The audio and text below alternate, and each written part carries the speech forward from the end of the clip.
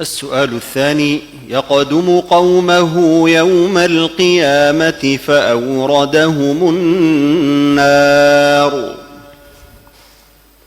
أعوذ بالله من الشيطان الرجيم. يقدم قومه يوم القيامة فأوردهم النار وبئس الورد المورود. وأتبعوا في هذه لعنة ويوم القيامة بئس الرفد المرفود. ذلك من أنباء القرى نقصه عليك منها قائم وحصيد. وما ظلمناهم ولكن ظلموا أنفسهم فما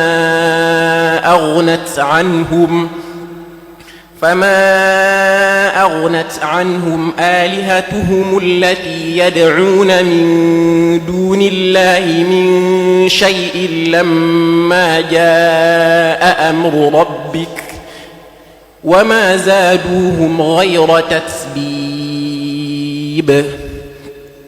وكذلك أخذ ربك إذا أخذ القرى وهي ظالمة إن أخذه أليم شديد. إن في ذلك لآية لمن خاف عذاب الآخرة. ذلك يوم مجموع له الناس وذلك يوم مشهود. وما نؤخره إلا لأجل معدود.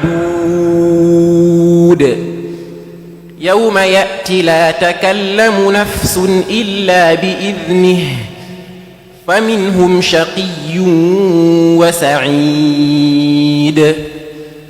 فأما الذين شقوا ففي النار لهم فيها زفير وشهيق خالدين فيها ما دامت السماوات والأرض إلا ما شاء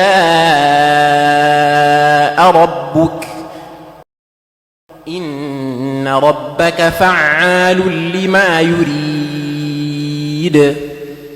وأما الذين سعدوا ففي الجنة خالدين فيها ما دامت السماوات والأرض إلا ما شاء